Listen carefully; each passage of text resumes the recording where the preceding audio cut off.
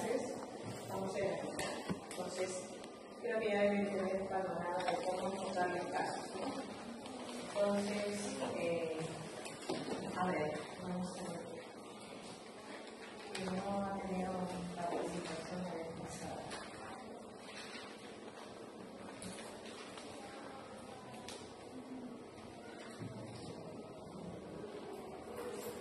Almanza, Néstor.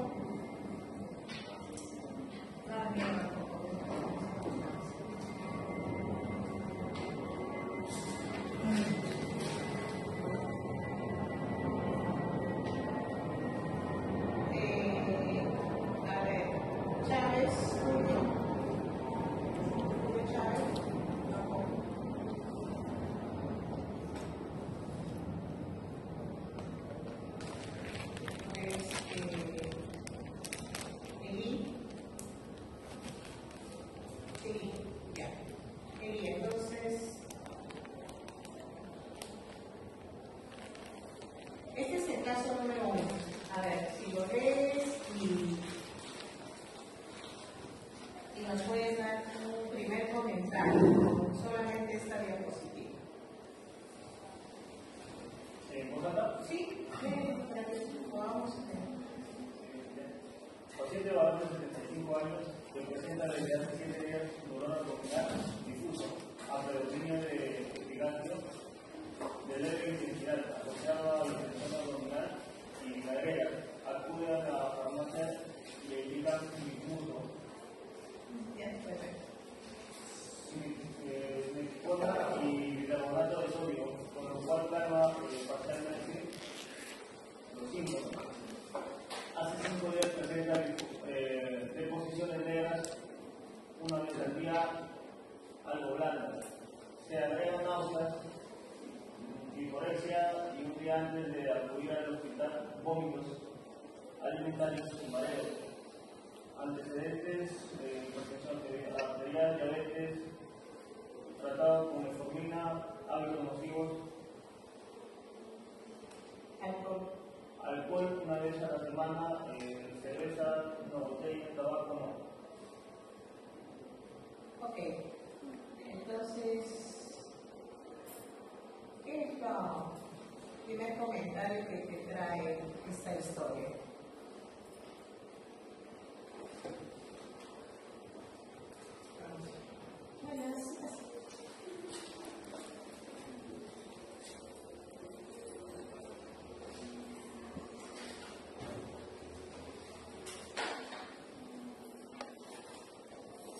Coméntanos desde el sexo, la edad, los antecedentes y la enfermedad actual, porque tenemos los síntomas y síntomas principales con el paciente. Entonces, digamos, doctora, este es un paciente ¿no? de 75 años, de una edad relativamente avanzada, que presenta desde hace 15 días, ¿no? Lo que igual menciona, dolor en una parte de lo que es en el epigastrio. Además se asocia ¿no? con caderas y también infección abdominal. Con eso podríamos estar al frente de una posiblemente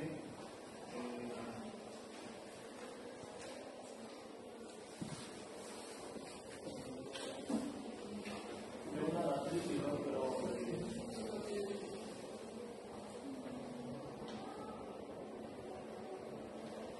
una gastritis, ¿te parece? no, pero también es el 25 días no presenta deposiciones negras.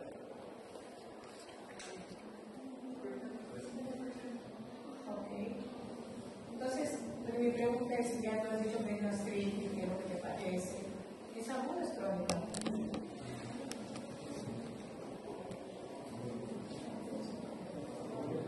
A ver si. ¿Por qué agudo? Porque no me hace de todo.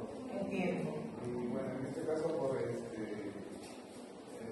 días podría ser un tipo de una hemorragia excesiva, ya que está pasando melena, ¿no? Un negro. Pero también tendríamos que ver si esa melena es asociada a un grado digestivo alto porque está tomando alimentos. Y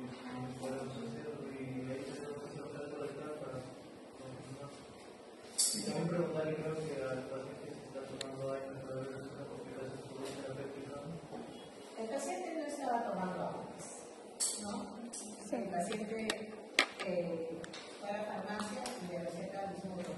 Lo que está diciendo su compañero es que el bismuto podría alterar la coloración de la deposición, ¿no es cierto? Entonces, o es una melena o es una pseudomelena, ¿no? Eso es lo que no podríamos saber. Entonces, claro, todavía no tenemos el examen físico, pero es verdad, ¿no? O sea, nosotros frente a una deposición negra tenemos que pensar que puede haber una pseudomelena. ¿Qué otro fármaco puede colorear la deposición a negra? El consumo de hierro también. El hierro, claro. ¿Cuántos pacientes que usan hierro porque son anémicos y entonces les infectan y realmente colorea la deposición? ¿Cierto? ¿Qué otra cosa colorean a negro? Algunos alimentos, ¿no? La sangrecita, por ejemplo, ¿no? La sangrecita que es puro fierro, la sangre. La enfermedad no tanto, ¿no? Produce más, a veces coloración de la orina, ¿no? Pero no tanto de las heces.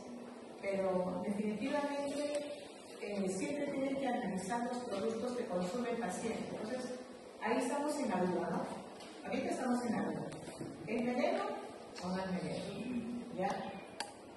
¿Qué opinan de la simeticona y el bicarbonato de sodio?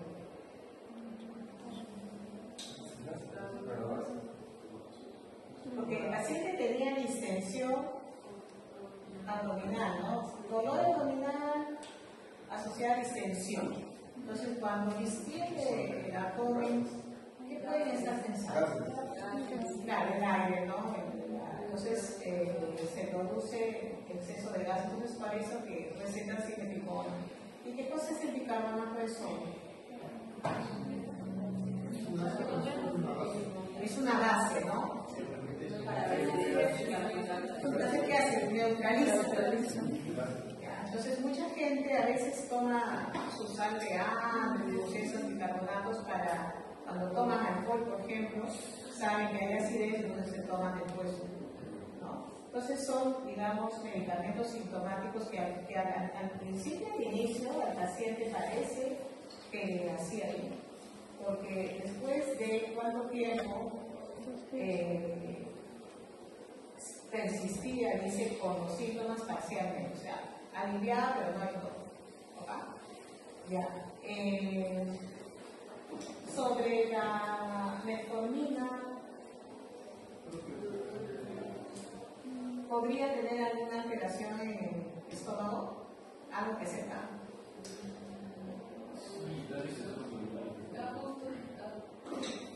Puede dar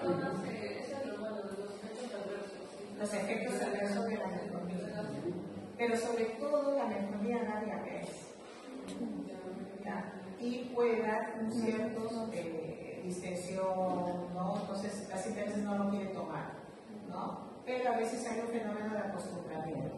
Entonces por ahí también, pero este paciente toma metformina tiempo y estos episodios que le dan son recientes, ¿no? Entonces vemos ahí. Sobre el hábito nocivo, ¿quién puede comentar algo que implica mucho peso por lo que tiene el paciente? Toma una botella de cerveza el fin de semana, ¿no? O sea, sábado o domingo, y esa es su forma de tomar. ¿Qué dice?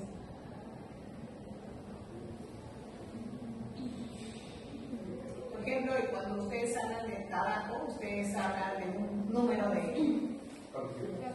cigarros, ¿no? Y dicen, ¿hay fumado pesado? No. En el caso de alcohol, ¿cómo yo podría decir, ese señor sí está tomando una buena cantidad y probablemente pueda estar afectando el estómago? ¿Qué porcentaje de alcohol tiene la cerveza?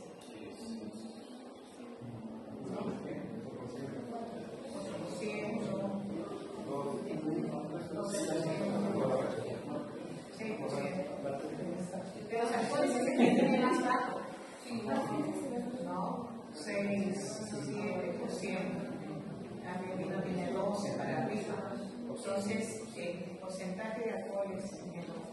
Y ahora también la cantidad, ¿no? Que por eso ya cuando van a estudiar la parte de hígado, que es asociado al alcohol, van a ver el número de cantidad de cerveza y de gramos de cerveza que tiene un vaso. Entonces, la cerveza, una botella, ¿cuántos vasos son? Dependiendo de esa Dependiendo del litro de tamaño. 3.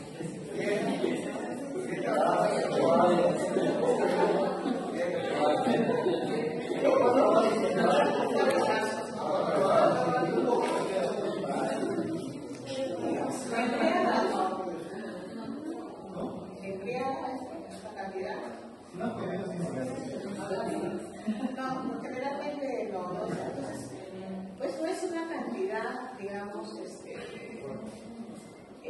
muy grande. Y acá que nos dice, no nos dice cuánto tiempo, porque acá también depende de los años que ¿no? O sea, puede tomar una vez a la semana cerveza, pero de repente lo empezó desde hace, cuando terminó de trabajar, ya tenía que distraerse. Porque sí, cuando trabajaba no tomaba. Entonces el tiempo también es importante. Pero es una ingesta no muy grande. Muy bien, vamos a pasar a la próxima. ¿Puedes pasar a la próxima? Entonces, Pásalo, sí. No, cosa.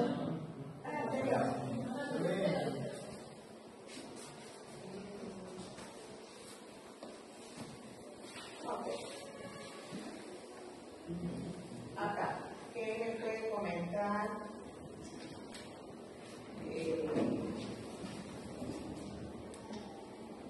Tulio Chávez, que ahora vamos a estar.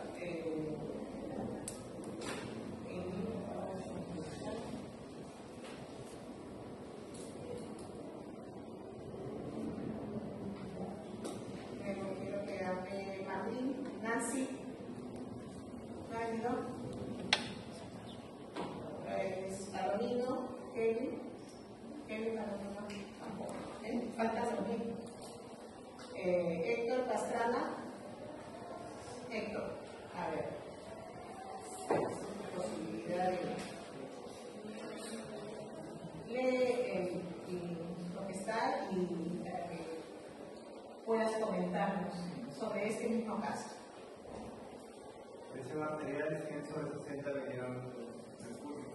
Frecuencia cardíaca 90 por minuto, frecuencia respiratoria 13, temperatura 36.5, peso 90 kilos y la talla 1,90 m.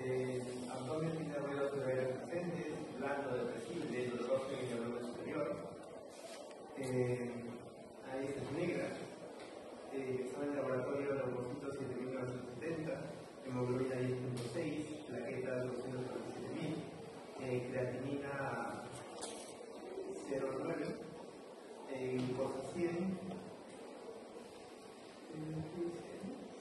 Bilirrubina total. Bilirrubina total 0,36, bilirrubina directa 0,26, bilirrubina indirecta 0,50, TGO 15, TGP 17, albumina 4 y el necrolante estenosis hepática y meteorita. Entonces, relacionado con lo que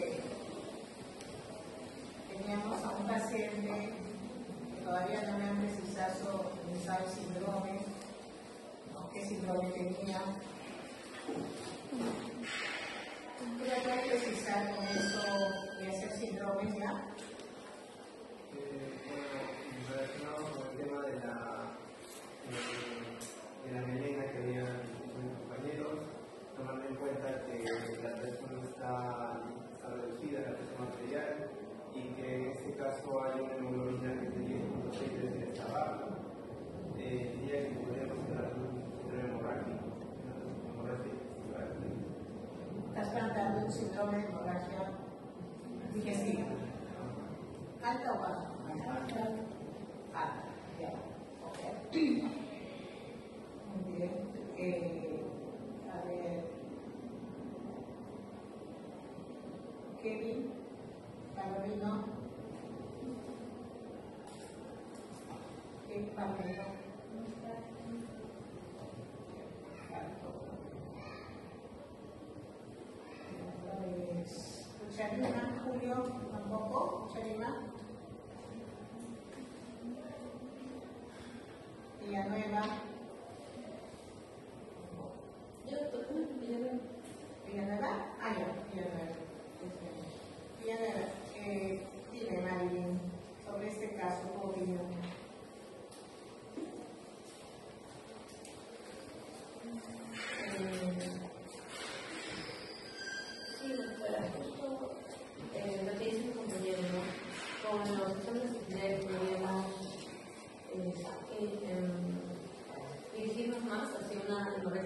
hemoglobina alta, porque como menciona, hay pérdida de sangre por la hemoglobina que está disminuida. Entonces, el paciente no requiere haber perdido sangre en un accidente último. Entonces, con las heces negras, con las maneras que presentaba, se puede ya estar más seguro de que es una hemorragia. Ahora, no tiene fiebre, no hay leucocitosis, entonces tampoco podríamos hablar de una infección o una inflamación así. Los valores de creatinina, glucosa, bilirrubina están dentro de todo normal, y en la ecografía nos habla de estenosis hepática y de meteorismo.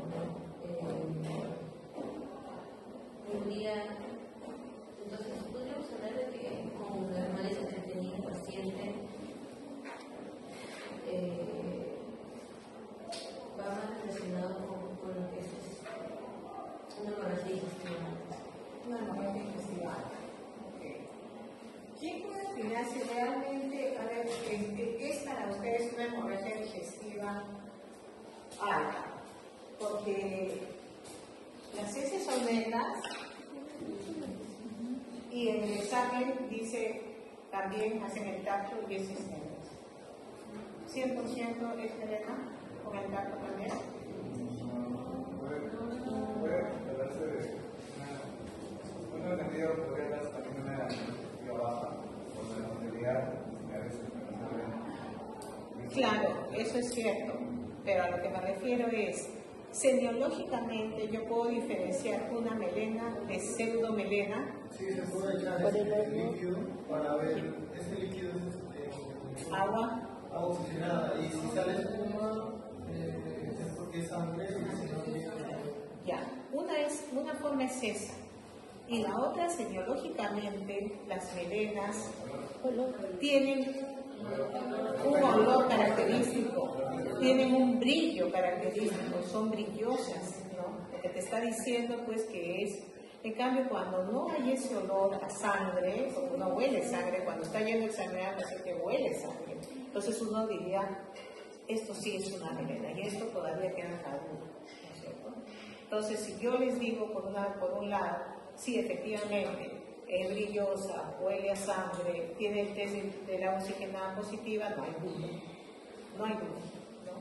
Y si no es así, porque de repente el paciente también, ojo, cuando el paciente sangra, activamente elimina este color, pero cuando ya pasa más tiempo, ya dejó de sangrar, la melena que sale es una melena residual, y por lo tanto ya no va a tener el olor probablemente ni la brillantez, pero siempre va a ser positiva la agua oxigenada, eso sí. Entonces, pero a veces no tenemos pues, el agua oxigenada, ¿no? Entonces ya ahí queda la... Ya. Les digo porque otra cosa ustedes han dicho ya, esto es hemorragia digestiva alta porque hay melena y porque tenemos una hemoglobina en 10, ¿no es cierto? Eso es lo que han dicho ustedes.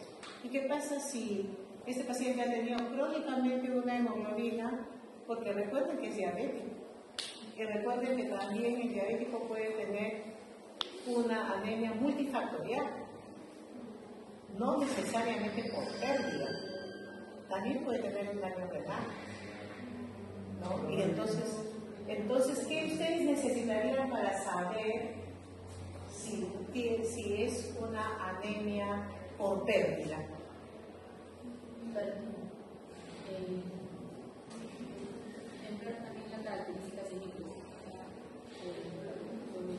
La hemoglobina corpuscular. Claro, la hemoglobina, en un hemograma no está todo por eso, porque es para que ustedes se fijen. Hay lo que se llama volumen corpuscular medio y la hemoglobina corpuscular medio. Eso siempre nos va a decir si la anemia es monocítica, monocrómica, hipocrómica, ¿no? O megaloblástica. Entonces, no solamente confórmense con mirar la hemoglobina, sino que tiene que ser con un volumen corpuscular medio bajo y una hemoglobina corpuscular media baja, ¿no? Entonces, este paciente sí tenía esto, sino que no lo colocamos para que justamente piensen y no se vayan de frente, ya, este es microcítico. Entonces, hasta ahora estamos en un paciente que tiene una anemia, sí, pero también tiene un síndrome doloroso abdominal, que tiene también ardor. ¿Y eso cómo se llama cuando hay un síndrome parecido a eso? Dispéptico. Síndrome dispéptico parecido a la úlcera, ¿no? Que calma incluso con antiácidos. Entonces, este paciente tiene como un cuadro dispéptico doloroso que ha ido evolucionando y luego tiene una aparente hemorragia digestiva baja, que todavía no lo sabemos bien, puede ser que esté inactiva, y tenemos también una hemoglobina síndrome anémico, entonces, ¿no? Ahora, ¿qué les llama la atención de esto? Peso 90, talla 1,60. Obesidad tipo 2. Ya, y es diabético también. Y también tiene esteatosis hepática. Entonces, podría plantear también algunas otras entidades que puedan tener relación con una hemorragia digestiva.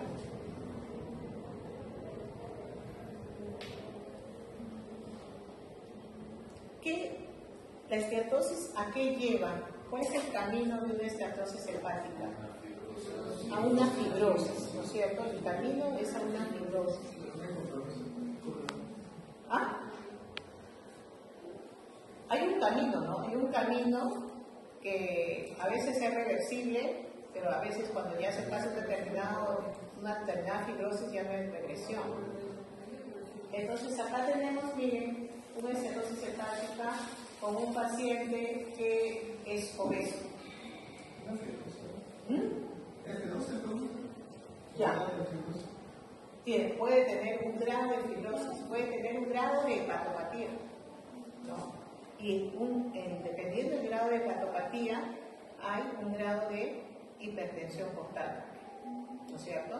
Entonces, pero acá no teníamos ningún signo de hipertensión portal en la clínica, ¿ya? Pero de todas maneras hay que tenerlo en cuenta para poder hacer diagnósticos diferenciales. ¿Okay? Lo otro es, bueno, no siempre las transaminasas van a salir alteradas en un paciente hepatópata, porque recuerden que en los primeros grados el paciente está funcionalmente aparentemente bien, aparentemente, porque ahora cuando damos la clase de cirrosis, se inicia con un perfil hepático normal. El paciente cirrótico puede tener un perfil hepático normal, pero un paciente cirrótico que avanza ya comienza a alterar todo su perfil. Entonces, ¿hay cirróticos con perfil hepático normal? Sí, sí existen, ¿no? Con grada, con un bajo nivel de hipertensión portal que está compensado. Entonces, definitivamente el paciente podría tener un cuadro de fibrosis, podría tener sífilis. ¿Ahí se puede aplicar el FIB? ¿Ah? ¿El FIB? ¿El FIB-4? Ah, ¿el FIB-4? Ah, sí se puede sacar el FIB-4, definitivamente. Si tienes todos los valores, hay valores de fibrosis que tienen relación con la edad, con la TGO, TGP, ¿no? Y se pueden sacar, ¿no? Pero entonces, en conclusión, ¿alguien quiere opinar más de este cuadro? Sí. ¿Se podría plantear una neoplasia? A ver, ¿cuál sería el peso de una neoplasia? La edad de Ya. Ya. Epilepsia. Bueno, principalmente también por la obesidad de la paciente también se puede inducir también que no tiene buena calidad de vida. Ya, ¿qué más? Por el tipo de enfermedad creo que Claro. sería un poco... Por eso tenemos que diferenciarnos, pero por el tipo de enfermedad habría posibilidad de que se pueda dar porque es salud, una relación un poco más crónica. Claro. El síndrome consultivo no es marcado. Claro, el síndrome consultivo más marcado. Es un paciente que aparentemente estaba bien y de un momento para otro debuta con dolor, se va, le calma un poquito, pero después sigue viniendo. Y si no es por las heces negras que vio, que ni siquiera le ha causado porque la sangre aumenta el peristaltismo. Y entonces son pacientes que vienen hasta con diarrea, o sea, con negras, ¿no? Entonces da la impresión que sí estaba sangrando, pero tampoco en un volumen mayor, ¿no? Que lo descompense hemodinámicamente, porque viene con una presión de límite, no tan taquicárdico, ¿no? Entonces, ha sangrado sí, aparentemente, pero no es un sangrado mayor, ¿no? Ya, muy bien. ¿Cuál sería para ustedes el plan de trabajo? O sea, ya. ¿Cuál sería? Endoscopía. Ya, endoscopía. ¿Radiografía? No. ¿Ecografía? Entre ecografía y endoscopía, ¿cuál te dirían? Endoscopía. Endoscopía, ya. Entonces, a este paciente se le sometió una endoscopía y encontramos dos cosas. Miren, encontramos estas varices esofágicas que son de primer grado, o sea, cuando se deja de inflar, no protuyen, pero cuando se inflan pueden desaparecer. Entonces acá hay unas varices. Pero no es una causa del sangrado. Sí. ¿Ah? Pero no, en este caso no es una causa del sangrado. No, pero por eso estoy indicando la primera. Entramos esófago encontramos varices, pero ningún punto de sangrado. ¿Ya? O sea, ningún punto rojito acá o una erosión acá, algo que me diga que de acá puede haber sangrado. No ha habido. Seguimos pasando estómago, gastritis. ¿Ya? Y entramos al duodeno, este es el duodeno. Y en el duodeno es la cara anterior. ¿Y qué cosa había? Una úlcera. ¿No? ¿Y qué hay acá al centro? Un vasito. ¿No? Entonces, no hay mayor evidencia que una úlcera con su vaso ahí. O sea, este es el punto de sangrado. Porque ustedes podrían decir, y de repente se sangró acá en las varices, pero si tuviera un punto de sangrado acá y acá, entonces yo dudo. ¿Cuál sangró? ¿Cuál fue la causa? Las dos en todo caso. Entonces, este fue un hallazgo. Pero esto sí es lo que nos va a justificar la hemorragia digestiva. Ahora, eso también es importante. El paciente no vino con hematemesis. Generalmente los pacientes que tienen varices vienen con hematemesis, así sea borrácea, vienen. En cambio, los pacientes que tienen úlcera gástrica duodenal pueden o no pueden venir con hematemesis. Ahora, más aún los pacientes que tienen una úlcera duodenal. ¿Qué pasa con el píloro? El píloro normalmente, como es un músculo, se cierra cuando hay una inflamación. Entonces el paciente puede sangrar mucho de acá, pero el sangrado se va distalmente en el intestino. Entonces no refluye, y al no refluir no produce. Eso a veces pasa en los pacientes con úlcera duodenal. Pero no quiere decir que todas las úlceras no van a sangrar. Pueden, digamos, si tienen un píloro un poco incompetente, sí pueden tener hematemesis. Entonces esta fue la causa. ¿Cuál sería el manejo? Ya, diagnostiqué, ya sé, doctora, de dónde sale, es una úlcera duodenal en este paciente. ¿Qué hago? Trato de cicatrizar la úlcera. Ya, las doy IVP, no importa ahorita la dosis porque no son especialistas, pero hay que dar IVP. ¿Qué más? ¿Qué más haría? ¿Cuál? Porque, sí. ¿Puede hacer una prueba para buscar el corazón? Claro, eso es importante. O sea, no se conformen con ya sé el punto de sangrado, ya. Tengo que buscar a la gente que está más relacionado a la úlcera péptica, porque esto tiene apariencia de péptico. Ya. Entonces, busco. ¿Cómo lo busco? Puedo tomar biopsias de estómago en el mismo momento que estoy haciendo la endoscopía. Ya. También hay otros test que se hacen de prueba rápida. ¿Cuál? Test de uriasa. Entonces tomo la prueba, le pongo en su frasquito y veo el test de uriasa, ¿no? Tomar el test de uriasa es que tendría que hacerse en varios frasquitos, uno de antro, otro de cuerpo, y entonces la prueba se hace mucho más cara. Mejor es tomar las biopsias, 2 de antro, 2 de cuerpo, 1 de incisura, las mando, yo voy a seguir tratando a mi paciente ulcerado por un mes. Cuando venga el mes, veré si ya tiene su Helicobacter pylori. Entonces en ese momento le digo, muy bien, como ya recibió un mes de tratamiento cicatrizante, empiezo el tratamiento para Helicobacter pylori. Y sigo el IVP, termino mi tratamiento, continúo hasta 2 meses el IVP y luego puedo hacer un control endoscópico después de 2 meses para ver si acá ya hay una cicatriz, ¿ya? Y voy monitorizando su hemoglobina para ver si ya le doy fierro o no le doy fierro.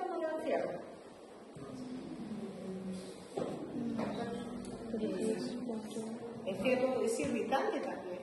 Y el fierro también colorea las deposiciones negras. Entonces de repente el paciente dice, doctora, otra vez estoy haciendo negro. Entonces ustedes van a tener, ¿es la úlcera o es el fierro? Entonces, con 10 de hemoglobina, yo diría a ese paciente que de repente en la dieta coma un poquito más de alimentos que tengan fierro, ¿no? En todo caso, si doy fierro, porque a veces las hemoglobinas son más bajas, tengo que advertirle que esto va a ser así, que si tiene un olor sui generis podría regresar, ¿no? Porque resangrados puede haber. O sea, no es que la úlcera con los IVPs todos ya no resangran, no, pueden haber resangrado, ¿ya? Muy bien, entonces el tratamiento era ese y control endoscópico posteriormente y sí. ¿Eso se liga o no se liga? No, en ese caso yo puedo dar Madrigal, puedo dar tratamiento con beta-bloqueadores. Ya, puedo dar con beta-bloqueadores. Ahora, dependiendo del paciente, podría ligarle sí más beta-block, pero debería dar beta-block. Una vez que ya uno tiene evidencia de varices, uno tiene que iniciar tratamiento oral. Y a veces es suficiente con eso, no necesito ligar. Ya. Ligo cuando ya veo que es un paciente que tiene puntos rojos, que susceptiblemente pueden en cualquier momento romperse. ¿Ya? Entonces, úlcera pélvica, ya saben, puede ser gástrica, duodenal, hay que ver la complicación, es una de las complicaciones es esa y las otras complicaciones son las estenosis. ¿Ya? Seguimos, ¿ya? Tratamiento y pronóstico. ¿Cuál es el pronóstico de una úlcera pélvica? Porque ¿degenera cáncer? No. No degenera cáncer. ¿Qué pasaría si el Helicobacter pylori no muere? Damos un retratamiento. ¿Qué pasa si yo le doy hasta 3 tratamientos y no muere? Porque se da el caso, le das uno no muere, el segundo no muere, el tercero no muere. Y la guía dice que más de 3 tratamientos, ya tampoco tantos antibióticos, la flora bacteriana de este paciente ha alterado demasiado, entonces tampoco es darle 1000 tratamientos antibióticos. ¿Qué dice?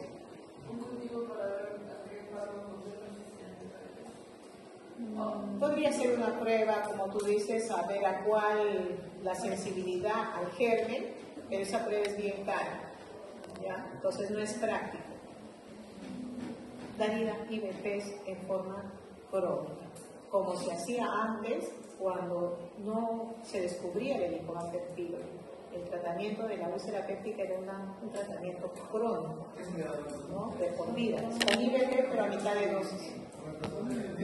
Omeprazol, ¿no? Omeprazol en una forma ya. Incluso algunos lo daban en forma intermitente, ¿no? 3 veces a la semana y en forma crónica, totalmente crónica. Y otros antes iban a la cirugía, ¿no? Donde hacían vagotomía. Pero esto ya, a raíz del Helicobacter, se rompió. Ahora, muy pocos son los pacientes que se operan por eso, ¿no? Y entonces, a ver, otro caso. Como ya llamé a todos los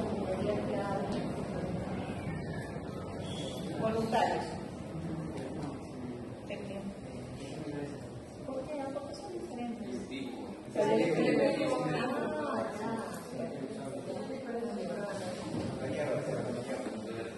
Ya, ok. Voluntarios de este caso. A ver.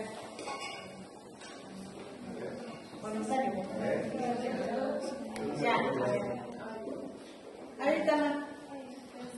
Paciente mujer de 62 años, sin antecedentes de importancia, ingresa con un tiempo de enfermedad de 6 meses, de curso intermitente, caracterizado por distensión abdominal, epigastralgia, a veces urente y otras opresivo. Va a posta médica y receta omeprazol y antiácidos, con lo que calma parcialmente. Desde hace 3 meses se agrega llenura precoz y náuseas. Desde hace un mes, debilidad, hiporexia, somnolencia y pérdida de peso. Al examen físico, a presión arterial 110/60 mililitros de mercurio, frecuencia cardíaca 80, frecuencia respiratoria 16 y temperatura 36,4 grados. Palidez de piel y mucosas y el resto del examen normal y todo. Ok. Entonces, ¿qué te parece? Bueno, es una mujer de 62 años, por lo tanto, quizás no es una idea. Por eso no refieren a algunas comorbilidades.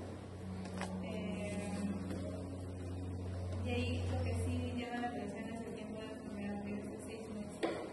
Por lo tanto, ahí se puede estar en algo crónico. Y bueno, el curso intermitente.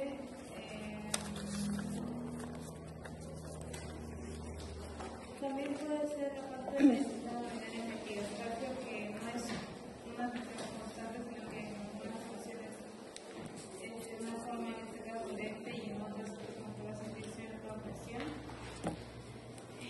Además, los resultados de IVP y antiácidos, pero esto no llega a solucionar como tal la patología que te está presentando, ya que me mencionan que calma parcial.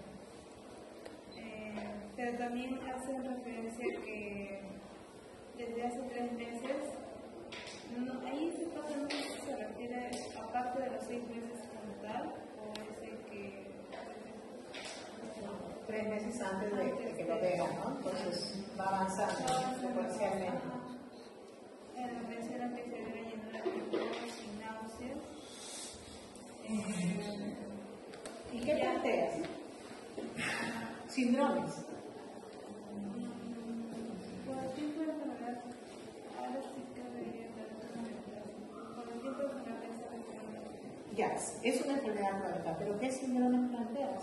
¿Qué entidad? Porque no te puedo decir nada etiológico todavía, porque primero se parte de los síndromes, ¿no es cierto? Entonces, ¿qué te llama la atención? ¿A qué nivel de tubo digestivo está alterando esto? A ver.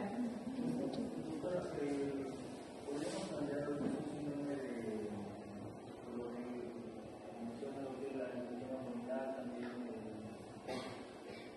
la epigastralgia o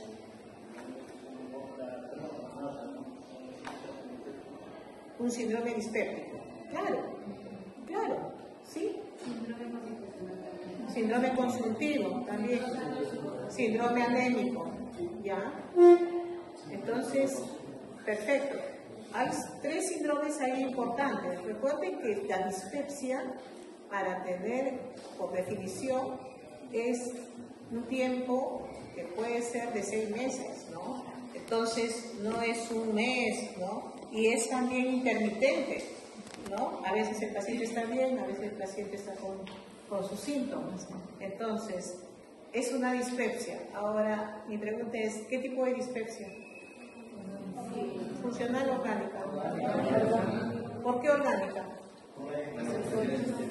Porque hay otros trastornos, ¿no? Pero la llenura precoz también se puede dar en dispepsia funcional.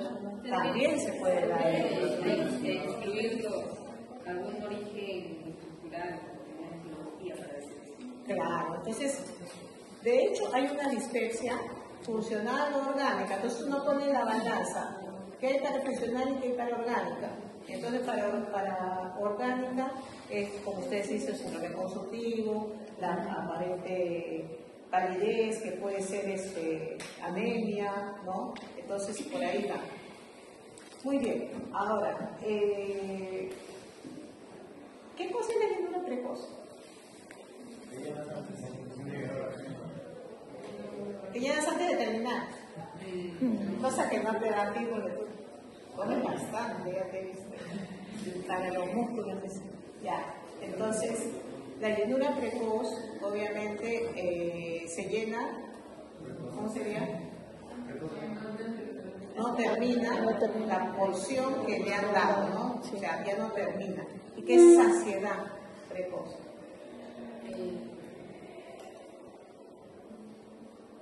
Cuando se siente satisfecho con lo que antes comía y era normal, satisfecho, pero con lo mismo que está comiendo ya se siente demasiado, ya no puede repetir. En cambio, cuando tú comes, lo de tu todavía te dicen, pues un poquito más, así entra, tengo un espacio por ahí. Entonces, ¿no? En cambio, cuando tienen saciedad, prácticamente ya no alcanza más, ya no quieren más, no más. ¿Ya? Entonces, esos signos, ¿qué te están indicando? No, también puede estar en funcional, ¿ya? Pero vamos a ver ahora con los siguientes datos, lo guardé. Vamos a ver. Con estos exámenes.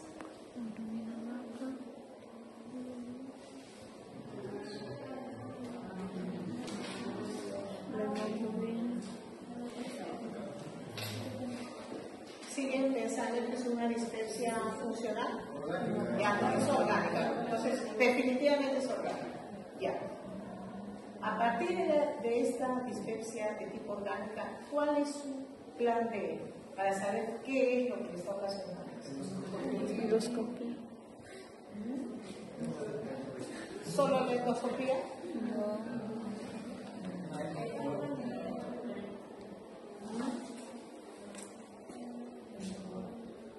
¿Qué otras causas pueden dar también dispepsia funcional? O sea, perdón, orgánica. Puede dar un cáncer, o sea, motivos intrínsecos, ¿no? Pero ¿y los extrínsecos? O sea, el estómago es una bolsa, ¿no es cierto? Ya. Pero yo también puedo tener un hígado que me va creciendo y que va comprimiendo el estómago y el paciente comienza a tener saciedad precoz y comienza a tener. Entonces, hay problemas, por ejemplo, de hígados grandes, por decir, ¿no? Un hepatocarcinoma, ¿no? Que el hígado va creciendo y el paciente comienza a decir dolor abdominal, llenura precoz, baja de peso. Entonces, dentro de su plan de trabajo, si bien es cierto, ustedes quieren ver la parte interna del estómago, no se olviden de que externamente puede haber compresión. Es más, ¿no? Por decir, el crecimiento de la cabeza del páncreas, dentro de una tumoración pancreática, hace de que la parte antroduodenal se colapse. Entonces ese paciente ya no tiene mucho almacenamiento gástrico y por lo tanto tiene una distensión. En caso de cáncer de carótida, este páncreas que hace un duodenal, y eso sí es un vómito, pero ¿qué pasa con los vómitos? Claro, o sea, tu pregunta va dirigida A lo que tengo, el cáncer de entendido que directamente va hacia el estómago, tener más necesidad. Pero en caso de cabeza de páncreas, como toca la parte duodenal, o sea, el característico del cáncer de cabeza de páncreas también es síndrome duodenal. El síndrome duodenal viene con lo que viene a ser vómito, ¿no? Y el paciente en ningún momento menciona que tiene vómitos. perfecto. No solamente cuando hay compresión duodenal, también cuando hay compresión antral, o sea, no del duodeno, sino del estómago distal, y es lo que se llama el síndrome pilórico, que es lo que estás diciendo. El paciente puede tener náuseas y vómitos por compresión, pero hay niveles de compresión, ¿no? O sea, cuando la compresión del estómago, del duodeno, es máxima, ya tú tienes el síndrome pilórico. Pero antes de llegar a esa estenosis completa o casi completa, tú tienes grados. Entonces, cuando el paciente va aumentando esto, no necesariamente llega al vómito, solamente dolor y distensión. que puede ser el caso, ¿no? ¿Alguna otra cosa? La hemoglobina también puede haber un sangrado público. Ver el hemoglobina particular. Bueno, no había historia de melena, tampoco de matemnesis, no había historia de aparente pérdida, no se había hecho ningún examen que le había mandado el médico tampoco, no sabemos, no tenía un término, ¿ya? Pero tenía definitivamente una disminución. Pero siempre hay que asociar, ¿no? Si tú tienes un órgano, el aparato digestivo que está dando síntomas, lo primero que tienes que hacer es pensar de que esa anemia puede ser debida a esos trastornos. Y ya si tú descartas eso, echas a buscar a otras causas de anemia, ¿no? Vamos a ver. Se le hizo entonces una endoscopia. En esta endoscopia, que es el estómago, ¿no? Encontramos una úlcera. ¿Ya? Esta es una úlcera del estómago que uno dice, es una úlcera, pero no es un cáncer, ¿no? Y tiene, ¿cómo diferenciar que es una úlcera benigna de una úlcera maligna? Entonces acá vemos, por ejemplo, ¿no? Este pliegue termina en lo que le llamamos el palillo de tambor, o sea, grueso. Fusionamiento de pliegues. Este pliegue se une con este pliegue, fusión de pliegues. Esta úlcera es bien irregular, a diferencia de la úlcera que vieron anteriormente, bien delimitada, bien bonito dibujada. Acá no, es una úlcera media irregular. Incluso acá también se está extendiendo esta parte. Entonces, esta es una úlcera de tipo maligno, ¿no? Pero es una úlcera, por eso que el paciente incluso puede ser un paciente con un cáncer gástrico precoz, ¿no? Entonces el paciente no tiene otros órganos comprometidos. ¿Qué se hace? Toma de biopsias, ¿no? En el caso de la úlcera duodenal, no tomamos biopsia. ¿Por qué? Porque el 98% de las úlceras duodenales son benignas. Es muy difícil encontrar una úlcera maligna en duodeno. Pero la apariencia endoscópica también nos puede llevar a pensar que en algunos casos, muy aislados, sí tomamos biopsia del duodeno.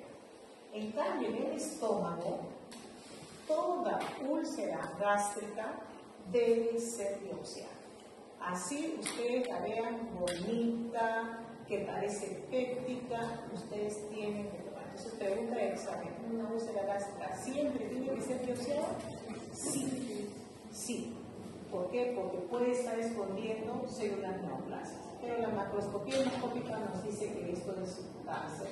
Salió positivo y el paciente tenía un cáncer gástrico. ¿Cuál es el tratamiento?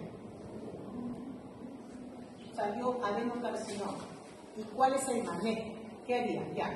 El paciente vino, estaba médico, se hizo la endoscopía, encontramos que no está sangrando, ¿no? Ahorita vemos que no hay nada que está sangrado, probablemente sangrado subcrónico, porque esta úlcera puede estar años, así de ese tamaño, hasta evolucionar a los cánceres ya avanzados que se llaman el Borman, ¿no? Borman 1, Borman 2, se han escuchado, Borman 3 en la clasificación de cáncer avanzado. Entonces, ¿qué haría? Ya, IBG, aumentar la hemoglobina. ¿Cepillado? Cirugía. Ya, tomando cirugía. ¿Sí? ¿Están de acuerdo? Depende del compromiso. Pero antes de del tratamiento, ¿qué haría?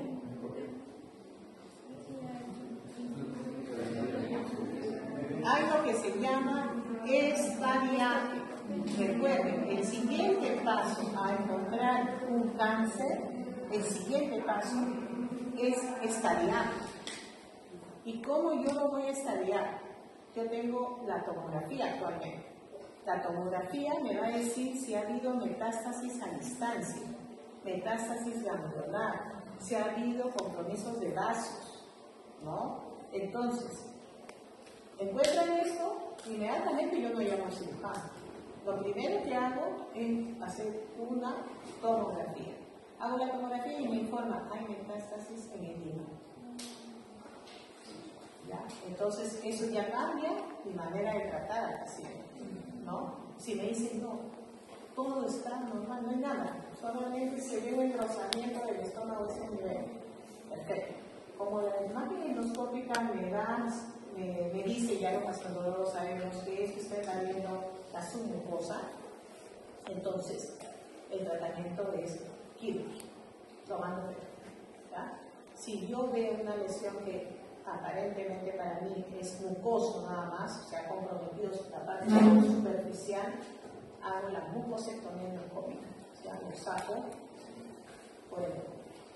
Pero lo primero, lo más importante que sepan es que es pestaria. ¿Qué pasa si ese paciente tenía líquido acítico, pero en poca proporción, que no se puede palpar, que no se puede? Entonces ya hay un estadio diferente. Entonces, con este caso quería decirles cómo tienen que ir pasando a los estudios del cáncer, ¿no? El cáncer gástrico, porque es tan frecuente, es el que más mata y es el segundo cáncer después del cáncer de mama en la mujer y el cáncer de cuello uterino es el tercero en la mujer, y en el hombre después del cáncer de próstata. Entonces, si sumamos hombres y mujeres, es una alta incidencia, ¿no? Entonces, todavía hay que tratar de buscar, ¿ya?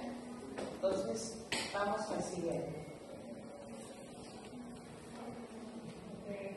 Puede ser. ¿Qué ánimo se maneja el tratamiento? El caso 3. ¿Quién se anima? Ya. A ver. Paciente mujer de 35 años que ingresa con un tiempo de enfermedad de 1 año, refiriendo a todos los alimentos de ingerir alimentos sólidos y a veces líquidos. Los episodios eran intermitentes. Hace 6 meses ya no come alimentos sólidos, solo blandos, por dificultad al querer pasarlos. Hace 3 meses su dificultad es mayor tanto a líquidos como a sólidos, por lo cual ha bajado de peso 10 kilos. Antecedentes: a los 35 años le diagnostican anemia y recibió fierro, con lo que se recuperó. Llega a operaciones y no tiene antecedentes familiares de cáncer. Okay. ¿Cuál es tu primer comentario? Primero que, bueno, es una mujer de 45 años, entonces no tiene mucho factor de riesgo de que pueda ser un cáncer. Luego que tiene enfermedad tiempo 1 año, entonces es crónico y progresivo porque ha ido yendo desde sólidos a líquidos, hay dificultad de pasar alimentos. Esto es lo que le ha ido disminuyendo también el peso de 10 kilos. Entonces, no tiene antecedentes familiares de cáncer tampoco, entonces por ahí también podríamos quitar el cáncer. El diagnóstico de anemia hace 10 años.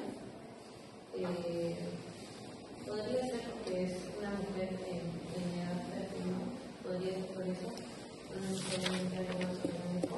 Y bueno, que menciona que se le pasó con fiebre, entonces un estudio de 46 está muy tardado. Ok, entonces, ¿qué síndrome sería? Síndrome de Eustaquio. Ya. ¿Alguna otra opinión?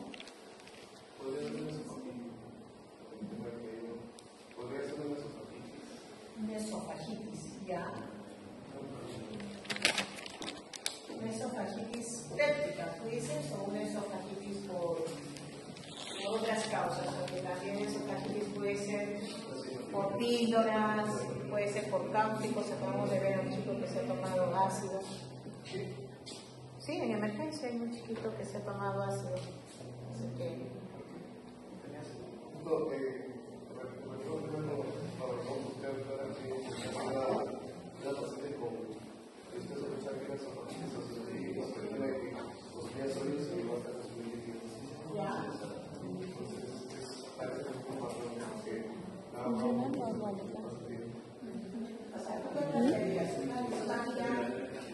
¿De qué tipo?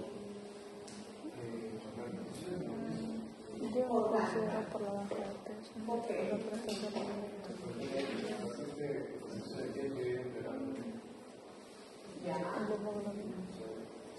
Porque hay una palabra importante, porque es progresiva, ¿no? Es progresiva con el tiempo, ¿no? Una disfagia que no es tan... Se complica primero de sólido a líquido. Claro, ¿no? Primero de sólido y luego avanzando a líquidos. Es una disfagia. Es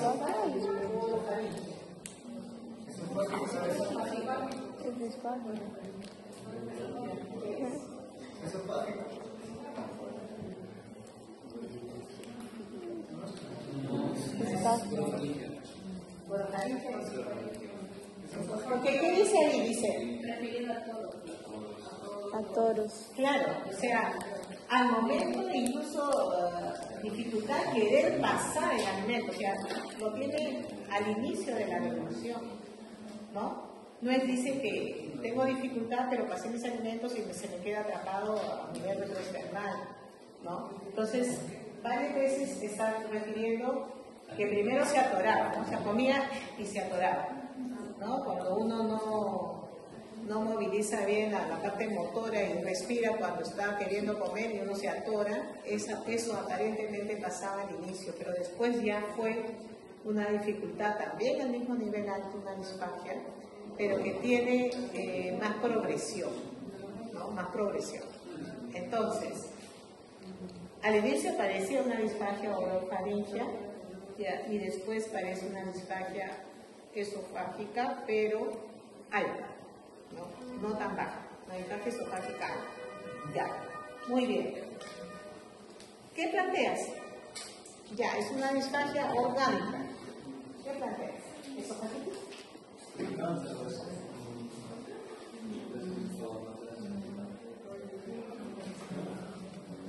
¿Qué patologías te vienen a la cabeza?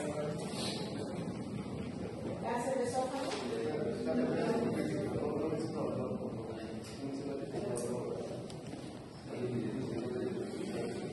Claro, no hay aparentemente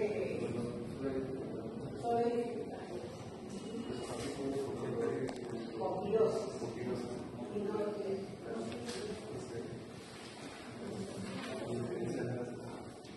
Apalace. Ya.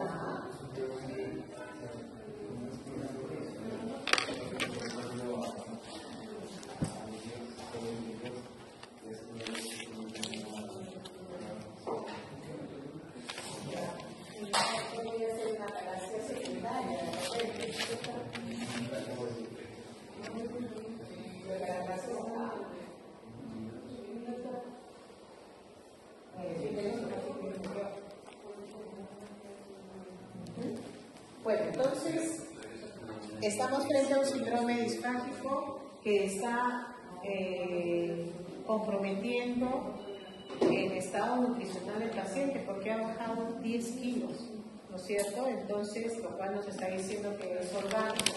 Ahora, ¿tiene algo que ver la anemia en eso? Sí.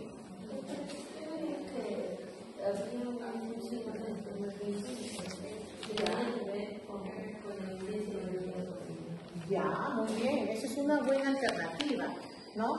Porque el síndrome de Plummer-Vinson viene a ser un anillo esofágico superior, ¿no es cierto? Y ese anillo esofágico superior es el que impide pasar el alimento, ¿no? ¿Tiene que ver con la anemia? Tiene que ver con la anemia, ¿no? Ahora, también había que ver si esa anemia, como tú dijiste, era porque es una mujer joven, está en la etapa de menstruación, y si también hay que preguntar en la anamnesis cómo son sus cantidades de menstruación para saber si está relacionado o no a la menstruación o al síndrome, ¿no? ¿Se podría plantear también un espasmo difuso esofágico? El espasmo difuso esofágico da dolor retroesternal, un dolor intenso e intermitente. Entonces el paciente está muy bien, come todo, pero de repente deglute y tiene dolor. Aquí se puede hablar como los episodios eran intermitentes. Al inicio es que podía estar una semana bien y luego la otra semana se atoraba, ¿no? Intermitente en el tiempo, ¿ya? Entonces, ¿qué otra posibilidad? Tu compañera ha planteado la presencia de anillos a nivel superior. El anillo de Chasqui está para acá. Es a nivel del esófago inferior. Daría más dolor hacia abajo. O sea, una falta de pasar los alimentos más retroesternalmente. ¿Podría ser un cáncer? ¿Un carcinoma de esófago? Ajá. Un crecimiento intraluminal o hay obstruido la luz. Claro. Ya. ¿Y podría ser un ganglio cervical? Un ganglio cervical que puede estar presionando el esófago superior.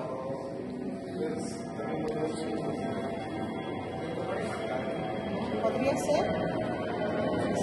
Sí podría ser. O sea, por decir, hay ganglios en los linfomas, por ejemplo, que pueden presionar y entonces el paciente tiene cierta disfagia, ¿no? Entonces, hay entidades intrínsecas y hay extrínsecas, ¿no? Pero es más raro, ¿no? Igual, la disfagia orofaringia no es tan frecuente como la disfagia esofágica misma, ¿no? Pero hay que plantear todas las entidades, crecimientos, o sea, compresión extrínseca, tumorales más alejados por la edad del paciente y porque no tiene los factores de riesgo para cáncer de esófago. Y, ¿cuál? Motor. El trastorno motor podría ser, pero mira el tiempo de enfermedad, ¿no? Si tú ves, y sería más, ya no sería el trastorno motor tan intermitente en el tiempo, sería más constante. Y si fuera un trastorno motor, ¿cuál sería? Acalasia. Ya. Bueno, entonces, ¿qué hicimos con esta paciente? Hicimos en el examen físico, paciente con funciones que está aparentemente bien, adelgazada, estaba adelgazada, de hecho ya lo había reportado que había perdido peso, no había presencia de neuropatías, hay que examinar cuello, porque también, como les digo, puede ser compresión. Yo he tenido casos de pacientes con tuberculosis y con disfagia y que no ha sido porque tengan una tuberculosis esofágica, sino solamente por compresión. Y cuando se hacía estudio del ganglio, se había tuberculosis tratamiento y el paciente luego comenzaba a comer mejor. Entonces siempre evalúa el cuello. La cavidad oral, diagnositis. ¿Qué diagnositis?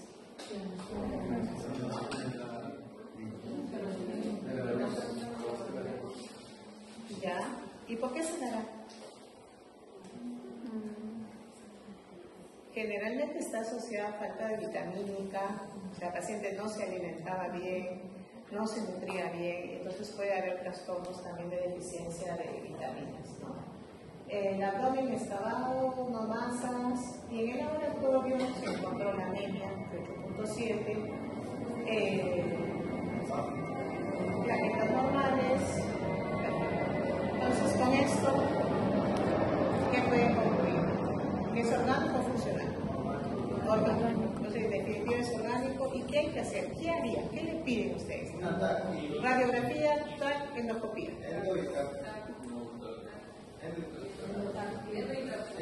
Endo y TAC, las dos cosas. ¿Alguien más que diría algo más?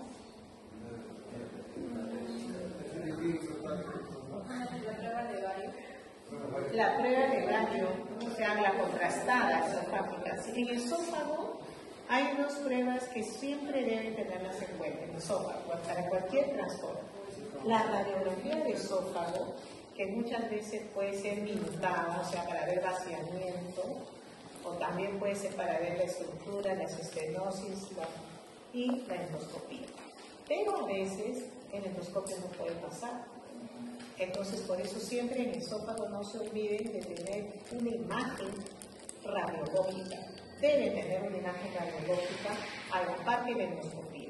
Es más, porque también eso nos va a servir para tratamiento. Porque si yo veo una estrechez y yo quiero dilatarlo, yo tengo que saber cuánto de estrechez tiene, cuánto mide, en qué lugar está para hacer mi terapéutica. Entonces, dos cosas importantes en el esófago, a diferencia del estómago. Ustedes ven que en el estómago yo no he pedido radiografía de estómago, ¿no es cierto?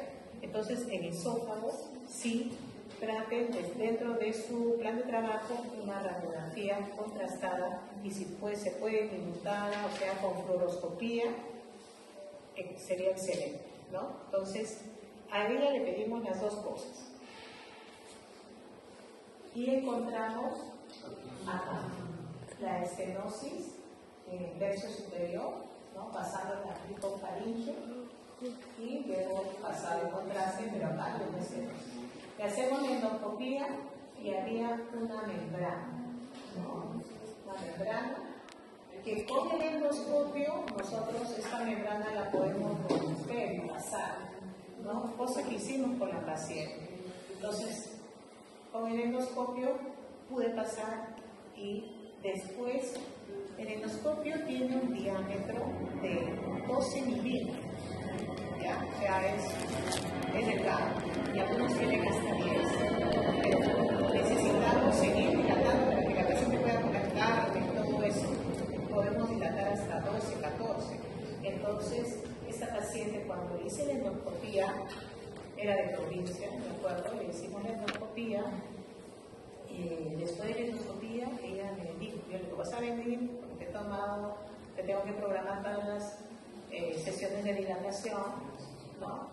Y vino y me decía, doctora, yo no podía comer muchos blancos, sólidos, solamente estaba con líquidos ya, entonces ahora ya puedo comer, entonces ¿para qué me voy a dilatar? No, le digo, porque tú tienes que comer también carne, tienes que comer también cosas más sólidas, entonces te voy a dilatar. Entonces le hicimos una dilatación, en ese tiempo fue con unas bujías que teníamos, el Savary actualmente se hace con balones, se inflan los balones y se rompen las fibras. Entonces dilatamos y la paciente después comenzó a comer carne, comenzó a comer líquidos, le dimos hierro sacarato para aumentar. La paciente evolucionó muy bien y después, lamentablemente, yo le dije, vas a venir a control porque esto puede volver a aparecer. Las membranas pueden volver a aparecer, entonces te va nuevamente a retroceder. Entonces no quiero tenerte dilatada permanentemente, aunque sea cada 2 años, tengo que hacer. La paciente se perdió 8 años viviendo Purín y cuando regresó igual, o sea, con el mismo cuadro, pero hasta peor. Nuevamente nos volvimos a dilatar, ¿no? Pero ya pues la paciente ya sabía ya que tenía que venir. ¿Cuál es el riesgo de esto? Dime.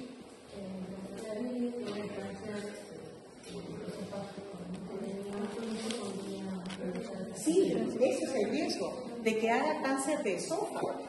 Más adelante, con el tiempo, estos pacientes pueden hacer cáncer de esófago, entonces tienen uno que estar monitorizando. Pero fue, la verdad, increíble cómo la paciente aumentó de peso, cómo ya estaba bien. Parece que esta entidad que es el Flunarvison, porque fue un Flunarvison, ¿no? Entonces, tiene que tener la hemoglobina normal para que no crezca nuevamente la membrana. Entonces, paciente que tiene disfagia, anillo, esofágico y anemia, forma el síndrome de Flunarvison, que a veces uno dice, uy, ¿qué es peligro? No se ve. Tengo otro paciente también con Flunarvison que la estoy tratando y la estoy dilatando y está muy bien, ¿no? Pero es una de las causas de disfagia orgánica y que no es maligna. ¿Ok? Muy bien.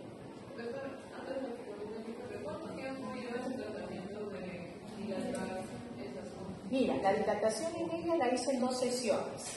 En 2 sesiones que me demoró entre 2 semanas. Cada 2 semanas la cité, la dilatamos y ahí quedó.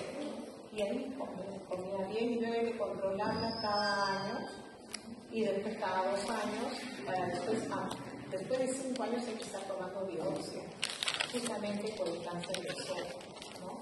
Pero la paciente la estoy siguiendo ya como 14, 15 años, hasta ahora está bien. Gracias a Dios. Bueno, tenemos tiempo para este último caso, ¿ya? Para que vayan a almorzar. Entonces, a ver quién se anima. Ya, a ver. Paciente varón de 54 años, obrero de construcción civil, sin antecedentes de importancia. Acude a la emergencia por presentar desde hace 7 días sangrado rectal rojo rutilante al defecar, que niega el agua del nodo. Un día antes del sangrado era espontáneo, incluso al eliminar la niega dolor anal. En la ampliación de la anamnesis se refiere a un ritmo defecatorio de una vez al día, pero siempre con esfuerzo, pero que nunca había observado sangre. Sí refiere que cuando se aseaba sentía vómito anal, pero que no le producía dolor. Ese es un cuadro clásico de menorrea. En este caso, si hablamos de estadios, un primer estadio no tiene dolor, pero sí hay un sangrado y tiene factor de riesgo que suele tener refuerzo. Ese sería su desencadenante, dirías tú. Ya. Y el hecho de su trabajo.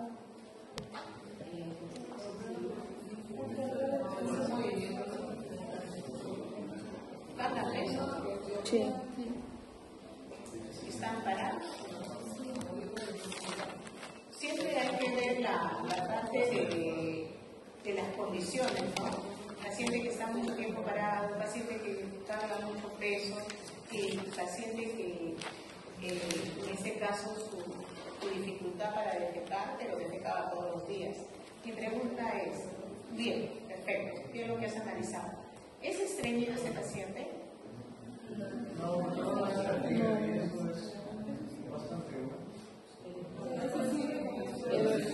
Porque él va todos los días. Ya. Ese sería el problema. El paciente no ha ido al médico no ha tomado laxantes tampoco.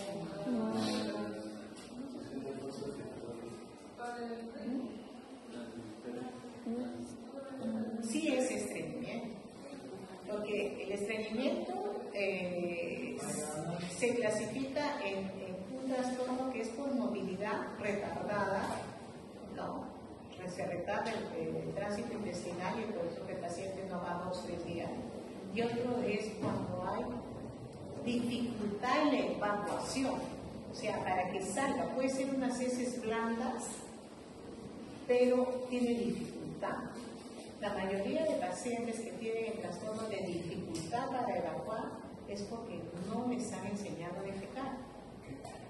Para defecar, uno debería estar casi en cuclillas. Casi en cuclillas. Si ustedes se van a Japón, los daños son sumamente bajos. ¿Por qué? Porque ellos actúan sobre la fisiología. Entonces tienes que sentarte así, casi arrodillado, ¿no? Entonces es muy importante que al paciente que viene con esta dificultad para evacuar, si este paciente hubiera ido al médico antes de que le ocurra esta hemorragia, le hubieran enseñado a defecar. ¿Por qué? Porque hay que relajar a los músculos que anclan el ano a la pelvis. Una vez que relaja, desciende el piso pélvico, desciende el ano y recién ahí uno tiene que empujar. Pero si no desciende, por más que empujes, como así este paciente, ¿no? Entonces hay un tratamiento que se llama biofeedback. Ese tratamiento biofeedback es que le enseña al paciente a defecar. Y el paciente aprende. Y dice, bueno, ahora sí, ya puedo defecar bien, ya no hago esfuerzo. Cosa que se le debería recomendar a este paciente. Porque si no, va a seguir sangrando. Porque ya incluso sangra sin necesidad de empujar, dice hasta eliminar el plato. Fístula, ¿de qué? ¿De dónde no? ¿Una fístula perianal te refieres? Pero una fístula perianal generalmente es criptoglandular y generalmente elimina moco y pus mezclada con sangre. Esta es rectorragia, ¿no? ¿Por qué rectorragia? Porque es rutilante. Perfecto. Entonces es una retornar. Mi pregunta, otra pregunta. ¿Puede la hemorroide que está planteándose ser causa de una hemorragia de esta naturaleza tan fuerte que el paciente prácticamente está teniendo, está eliminando más de 100 cc, probablemente pueda hasta chocarse con el veneno? ¿Puede o no puede? Puede. Porque a veces uno dice, no, la hemorroide lleva a presentar una hemorragia que lo lleve a shock al paciente, shock hemodinámico. Entonces, sí puede porque el sangrado puede ser continuo y entonces el paciente bajar su hemoglobina, desvanecerse a través de pérdida de la conciencia. ¿Ya? Eso fue cuando vino, también de tiene mucosas, el abdomen blando, que en el examen anal, dilataciones venosas cubiertas de piel de mediano tamaño, tanto rectal, no consumoraciones y el dedo de guante incluso con sangre vigilante. Él ingresó con una hemoglobina de 4, es un paciente de acá, 4 gramos, 10.000 depósitos plaquetas 189. Miren qué cantidad de hemoglobina. Ese paciente aparentemente era un paciente que ya tenía una anemia crónica, sino que ha hecho un sangrado que probablemente tenía 8 o 9 y luego ha caído a 4. Por eso que no ha habido tanto desequilibrio, estaba acostumbrado a presiones más bajas. Entonces, ¿cuál es el signo principal de una hemorroide? Ustedes han visto que al paciente no le duele. El síntoma principal de una hemorroide es el bulto. El bulto anal. Cuando ustedes, el paciente diga, yo tengo un bulto, tengo un cáncer, la mayoría vienen pensando que tiene cáncer. Examínenme, porque creo que hay un cáncer. Entonces, el bulto es uno de los síntomas importantes. Ahora, puede ser hemorroide externa, como puede ser hemorroide interna que sale. Y también puede ser bulto.